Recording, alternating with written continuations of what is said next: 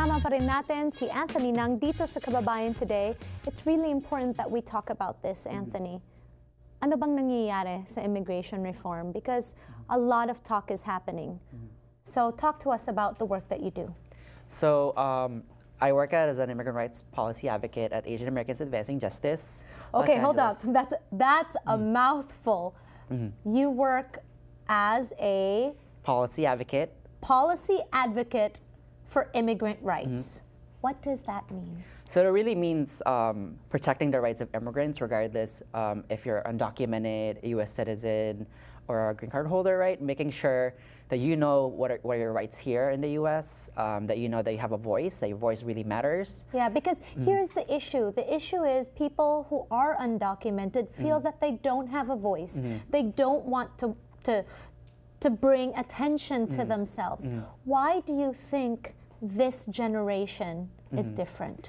I think it really came into this movement building piece when in 2001, when the DREAM Act was the very first time it was introduced. So the DREAM Act is a piece of legislation that would have given a pathway to citizenship to undocumented youth. I think that really galvanized a lot of immigrant youth to come forward and understand that if no one else if they don't speak for themselves, other people would speak for them, and it's not going to be a policy that's effective on a daily basis, right? Because it won't reflect the realities on how it's difficult being an undocumented student in different parts of the country, or what it means to have a social security number, trekking through the higher education system, as well as not having legal status for your parents as well, right? Yeah. So personally, talk to us about being undocumented.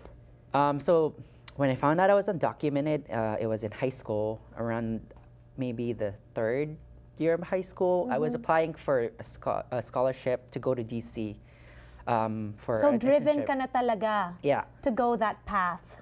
I think I've always wanted to explore different opportunities, and I think As you should, as everybody should have the right to. Definitely. And I think when I was younger, I wanted to go to the Capitol and see how things work, right? How government worked, and just be involved and be able to understand it in a deeper way. Which is why, obviously, you majored in political science, right? Yeah, I think definitely understanding how politics work, how the systems work, gives us an ability to create change. And I think as undocumented people, we voiced our concerns for the past decade, particularly the undocumented youth. A lot of people don't know that there's about 1.3 undocumented Asian Americans, Pacific Islanders, and Native Hawaiians in the country. We hear the number 11 million, right? What does that really look because like? one of 11 million, that's Jose Vargas's campaign, right? That we know about.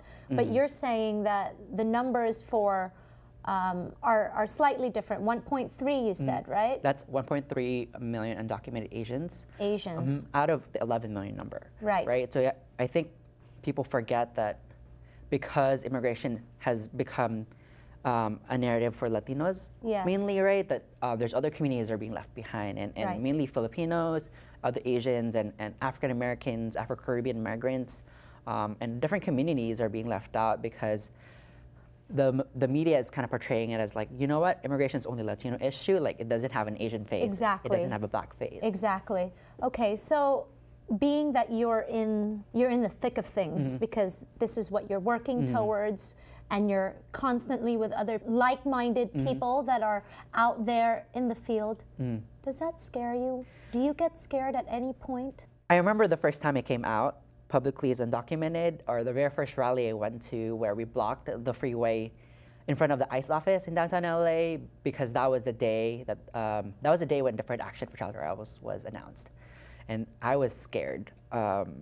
Even though there was like 150 of us, undocumented youth from all over the country, saying undocumented and afraid, I couldn't really understand what that meant until maybe a year after that event, understanding the importance of coming out of the shadows and sharing my story and empowering other undocumented Filipinos, undocumented Asian American youth, understanding that our experiences are really unique and different, but we all have the same struggle as Latinos, right? And I think it's this broken system has different phases and different impact on our lives, but at the end of the day, it impacts our lives by not allowing us to live the lives that we want to and they could, right? It's not allowing us to tap into the potential that we have as people. And I think that really drives me into doing the work that I do, and hearing the stories of undocumented people, hearing the stories, understanding the struggles of my parents, knowing that my mom worked 3 jobs just so I can go to college.